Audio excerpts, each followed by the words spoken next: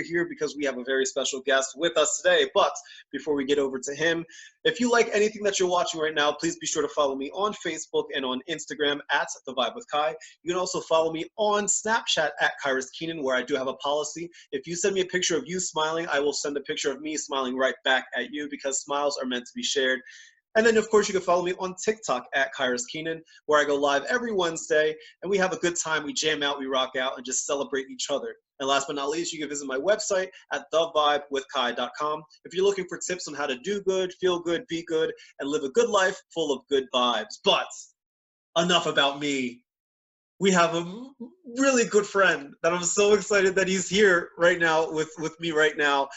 He is part of Cirque du Soleil, and he is a close friend of mine, professional artist, makeup artist, costumer, dancer. He is all of the above. Please welcome my good friend, Koren KZ Zander. Yay! Hello, everyone. Hi, Kyrus. I'm so excited that you're here. You are in Las Vegas right now. Yes, I am. And that's exciting. So I would imagine that being in Las Vegas right now is a little bit different than you might have expected, given the current circumstance. You're working for Cirque du Soleil in Vegas. What is life like right now in Vegas for the Cirque du Soleil industry? Oh my gosh. Well, you know, as many of you guys probably already know, Cirque du Soleil has taken over entertainment in Las Vegas, you know. Yes. It's, you know, we started with one show, which is Miss There, and now we have, I think, 7 shows, resident shows in Las Vegas. Gosh. Yeah, and you know, like, it's the new Vegas, you know, it's all Cirque shows now, you know, no more rhinestones and feathers. Right. There's still a few, Right. But it's just a new age of entertainment, you know. That's and exciting. So what is it that you do for Cirque du Soleil? I know you work in like the costumes and makeup department. Like what is it that you do on like a daily basis for Cirque du Soleil? On a daily basis. So basically I work in the wardrobe department of each show. Mm-hmm. And I am learning the tracks for 3 different shows. Oh, so I did Zumanity, so I learned all the tracks for Zumanity at New York. And then I'm in the process of learning the tracks over at O, which is one of our big shows. That's the big water one, right? Yep. At the Bellagio. I've seen that. Oh my God, it's fascinating. Amazing. Fascinating. It's amazing. Oh. And my 3rd show would be, eventually, when we're all back to normal, would be Ka. So. Okay, yeah. So 3 I guess, huge shows. So you say back to normal, right? Which is like whatever normal may be once all of this is said and done. Have there been like talks amongst like your team about like what normal will be once, you know, things get back to normal? Yeah, so it'll be, I mean, what I call, it'll be whatever the new normal is. Mm-hmm. I doubt that it'll be what we're used to as far as normal is concerned. But yeah, I mean, you know, we did talk a lot about it, what the changes are going to be, if it's permanent, if it's temporary. You know, at this point, no one really knows. Right. But at the same time, you know, we mentally prepare for things like that and just expect the unexpected, you know, type thing. But we're currently kind of like still sorting out how we're going to be able to operate and perform again, you know, and sticking to the guidelines, you know. Right. So that's I know that's exciting and scary at the same time, and all of that. Now, I want to talk about how we like some of the things that we've worked together on, because you and I go way back, you know, going back to like Danny's studio and things like that. But one of the coolest projects that I ever worked on with you was this like 3D painting, like body painting project that we did together. And I think I sat in makeup for hours, but the pictures came out so cool. Can you explain to everybody what exactly that was that you did and what we did that day? Yeah, and oh my God, thank you so much for modeling. And you've been like amazing as far as that's concerned. Because it does take time, you know, artistry doesn't, you know, you don't add hot water and stir. That's not how it works? That's right? No, you know, it requires a lot of thinking and preparation and stuff. So yeah, the one that you modeled for is kind of like, it's a body painting, of course. and I used mixed media. And what it is actually kind of like a chroma depth that kind of like creates a 3D effect. So basically it's color placement, and I only use the basic colors. And in color theory, anything that's like red is going to appear closer to you, and anything that's blue on the spectrum and purple will recede back. So it's the way you place those colors. So when we did the the artistry and the design and stuff, I have to make sure that the colors place correctly. Right. And when people wear the 3D glasses, it makes it a little bit more amplified. Yeah, it was so cool. It was such a cool thing that we did, and I'll never forget that day, because we sat in the makeup chair for hours. We did the photo shoot, and then it just the makeup just came off. Like at the end, like I hopped in the shower, like all of that work, like in a matter of like maybe like 30 seconds to like a minute, it's just gone. It's just gone like that. How did you get into this? Has makeup and costume and all that, has that always been in your blood, or is this something that you started later on in life? It's, of course, my background is performing. I've been performing professionally, oh my God, at a very young age. I mean, you've done a lot of like good, like big work and like professional stuff, and traveled the world and all of that as a dancer, choreographer, and things like that. So how did and we'll get into that in a second, but in regards to like artistry with makeup and costume, when did that come into play for you? Just doing the kind of performances and the kind of like theater that I originally started in kind of like introduced me to that. So I'm used to the elaborate costumes with sequins and rhinestones and beads and feathers, and the makeup and that kind of like got interesting to me. And we were required to take classes on how to do it ourselves and stuff. And that's when it kind of lured me, actually. And from then on, it's like, oh my God, this is amazing. I want to learn more, so I want to master this. So yeah, I give credits to theater, and that's how it started me. And I got passionate, towards it. And it's like it's like a world of its own. It's a combination of everything I love and passionate for: the dance, the theater, the audience, the makeup, the costumes. It's all in this big package that you just open at Christmas, Right. And you're so damn good at it too. And on top of that, you're also like a sweet person.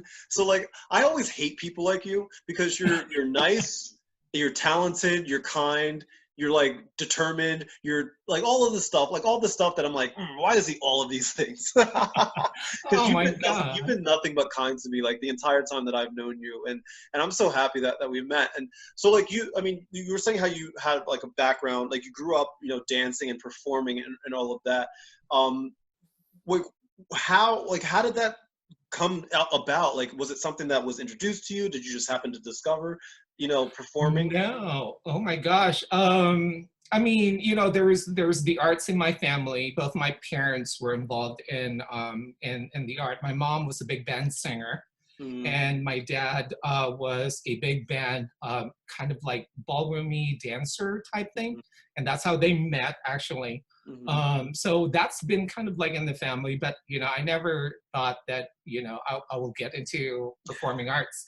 I was one of those kids that was like raised to become a doctor or a lawyer, and and all my toys and everything, all my books were geared towards that. And then during, I believe, my freshman or sophomore year in high school, I had to take music classes, like choir classes. So I joined the choir. And then we had this crazy like idea of auditioning, for a local amusement park, as like a quartet type thing, And I was like, okay, I'm just here for a social thing, and then all of a sudden, like, I got called in. I mean, at the time, I'm not even really legal to work yet. I kind of wired my way to it. I said, oh yeah, I'll get that to you like in a couple of days, and then months later, until I was legal, and I was like, oh yeah, here's my document, and so my background, I started in amusement parks, and back then, during those times, they have big, elaborate, like, shows in the amusement park with the big Broadway style sets and the Right. costumes, and Right. so And yeah, and then the rest. you spent some time, if I'm not mistaken, not as a performer, but you spent some time working with a lot of the like the Disney performers, right? And all of that. What was it like to work in that world, in the world of Disney? And like I can only imagine how incredible and fulfilling that might have been. Yeah, it is. But then it's exciting to be a part of that, and it's that one. I can tell you, it landed on my lap because I because originally I just covered for somebody who went on maternity leave. Uh-huh. So Right. and then it became kind of like a regular. They like me, it's how they love you and they accept you and Mhm. stuff. And then all of a sudden you know 12 years Right. later you're still doing some work for them. So Right. it's a completely different kind of world. Right. Disney has their own signature, of course. Mhm. They have their own characters, Mhm. so which is great, and it's an awesome experience to work and Mhm. collaborate with the other artists who came Mhm. up with the designs and the ideas Right. and whatnot. And of course, that's something that you need to maintain through the years. And that's Sure. kind of like where I came in. I needed Mhm. to, I have to make sure that the look that was set in 1992 still It's the remains same. today, Right. you Right. know. Right. So it's kind of like that. And there are new projects that we get called in on a freelance basis. So Mhm. that's really exciting. Like, Right. Right. painting Pandora or Yeah. Galaxy's Edge, or so Oh, so exciting much stuff fun. like that. That's so cool. That's so cool. So, out of all of the things that you've done throughout your life, performing, makeup, costuming, all of this stuff, is there one like defining moment that you've had that you're like, oh my God, this is it. This is what I've wanted to do. Have you ever had a moment like that? Yeah, actually I do. I mean, just like people always ask me that question, just like, oh my God, yeah, your resume is like out of this world. Yeah. But is there a defining moment, for you?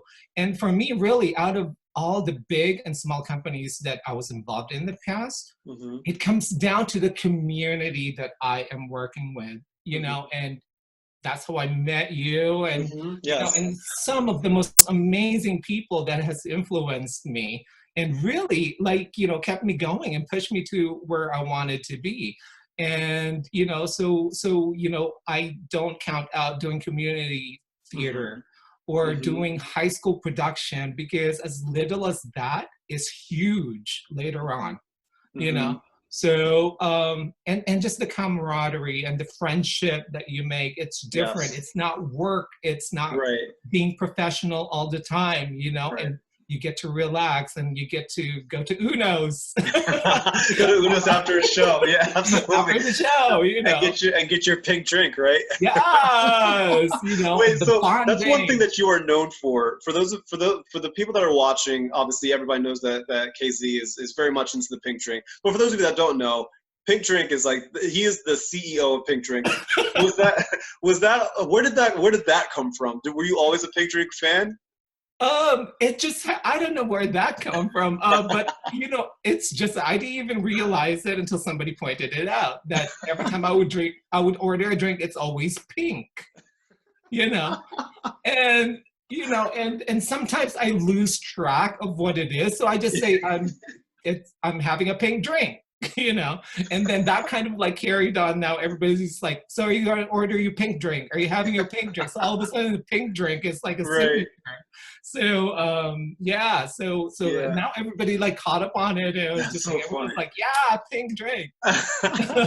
So obviously there's a lot of people, including yourself, that a lot of us feel as though since we can't perform right now given the current situation, we feel as though something has just been like ripped out from under us, and like there's a part of us that's just missing right now. Do you feel that way? Do you miss performing and dancing and like choreographing? Do you miss all of that? Absolutely, absolutely. Oh my gosh, it's like it's in our blood, it's in our system, it's what we're used to. And when you take that out, even for a short period of time, you crave it, you crave it, and you suffer from, oh my gosh, just like separation from it, Right. and and not just that. I mean, you start thinking about other things that might be related to performing or anything or theater, and you kind of like start doing that, but at the same time, it doesn't give you the fulfillment, you know, as if you were doing this like on a on a regular basis, going to rehearsal or sets probe or tech Right. runs, you know. So Right. and you know, I'm pretty sure, you know, a lot of people experience the same exact thing, and you go through withdrawals, you know, of everything, just being around theater people, Right. reading, you know, your script, you Mhm. know, things like that, going through choreography in your head, you know, so Mhm. little things that, you know, that you don't even realize you miss, all of a sudden you start missing. And Right. which is a good thing, because to me, what I'm thinking is like when we all go back again, we're allowed to do this, people will really be a little bit more focused. Oh yeah. Oh You yeah, know what I'm 100%. saying? Because I feel like people may have taken it for granted for a long Yeah, time. Like the chance that like I could wake up and be like, I can go perform if I want to right now. I can go do it right. if I want to on any stage I want, right? And now that the things that we're so used to is just like right Yeah. now, and we're having to find other ways around it. I told a couple other people, I was like, the minute that theaters are allowed to open, the first show in whatever theater that you go to, any theater, wherever it is, the first show in that theater is going to be the best show that theater has ever done, because people are going to go up there, they're going to be singing their ass off, they're going to be dancing, they're going to be acting so hard, like they're going to give it everything, because a lot of people, including myself, just kind of took performing for granted, right? So like you speak with a lot of performers, you know, given the field that you're in, like overall, are they feeling okay? Are they feeling optimistic? How are just the performers, the professional performers that you work with, how are they feeling right now? They're, you know, they're up and down and Mhm. stuff, and we all find ways to cheer each other up. We're all in this together, whether you're in the East Coast or here in the West, you know, or we're in the same company. And some of our performers are even overseas, you know, they had to go home to their respective countries, you Right. know. But we all still kind of stick together, you know, we have each other to kind of like hold each other's arm, you know, like virtually Hmm. through this. But at the same time, you know, there's like ups and downs. You know, good news is better than yesterday. So Right. you know, we always thrive for a new something announcement every day, Right. because you know, opening a restaurant for curbside is a good sign. You know, Hmm. eventually the restaurants are going to open full out, and then the theaters are going to be Right, operating. right. And You I know, see a so bunch of theme parks are now, like I see Disney and Universal are starting to slowly roll out plans to open up their parks. So that's a good sign, you yeah. know, that we're taking a step forward. And so one of the things that I do with every person that I interview, I write down words that I like describe them to me, you know. So the words that I wrote for you, it's kind of it's kind of like a combination. I wrote it as in a hyphenated word here, but I wrote fierce kindness. Fierce kindness, because you are so sweet and so kind, and you have this like fierceness to you, especially when I see you, I like when I'm just taking a step back and I see you dancing or choreographing or directing something. There's this fierceness to you, there's this sharpness, this attention to detail, yet you're not like mean about it, right? Like you ask you ask for your performers to give you everything that they have. You ask for that very specific detail, but you're not mean. You're not mean, you're just like, okay guys, let's go, pop pop pop, right? But you're not mean at all. And like that's Oh. really like that, I think that says a lot about you and your character, and that's like that's I love you. Well, thank you. Oh my gosh. Wow. I No, get a it's hyphenated true. word. So what's next for you, Corin? Like what's going to happen now? Like like once all of this is said and done, what is your next step going to be?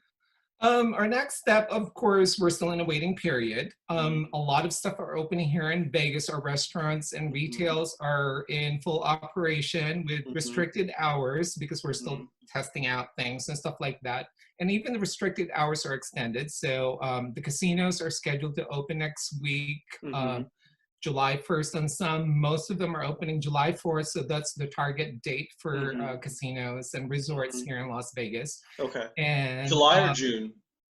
June. Oh, June. Okay, okay, okay. Yeah, like next week. Wow. So, Okay. Hmm. so those are good signs. And of course, as far as the entertainment and the live shows are concerned, we'll probably be on the bottom of the waiting list. Sure. You know, and it all comes down to, I'm pretty sure, you know, people are wondering about this. Basically, it all comes down to the whole distancing thing, which is, I guess, a nationwide kind of regulation right now. And for most performers, much like any theater production, whether you're a community theater or professional like Cirque, we can't do that. We can't, the performers can't be 6 feet Yeah. apart from each other. We have Yeah. hand balancing acts. We have dancers, you know, Right. that are Right. It's a very intimate thing Yeah. that you guys are doing. You know, Yeah. like Cirque du Soleil, there's such a physicality there Yes. that, you know, it requires people to be close. Yeah. It's not the same without it. Yes. You know, so that's kind of like our challenges. I mean, you know, like most theaters already planned out, they took this time to really plan out how they're going to be able to stick with the guidelines as far as audience is concerned, what's safe for them, how are they going to deal with box office, getting into the theater, how they're going to be seated and stuff like that. That's easy, but it's harder for us on stage or backstage. Because how are we, you know, how are the dressers going to dress the performers if they can't be within 6 feet of each other, things like that. So there's a lot of planning in there that I'm probably going to be, you know, hopefully involved in and stuff. And, you know, and we just wait. And what I advise a lot of people, and especially even the professional performers that I deal with and communicate with on a regular basis, is like, take this waiting period time to learn new things. Yes.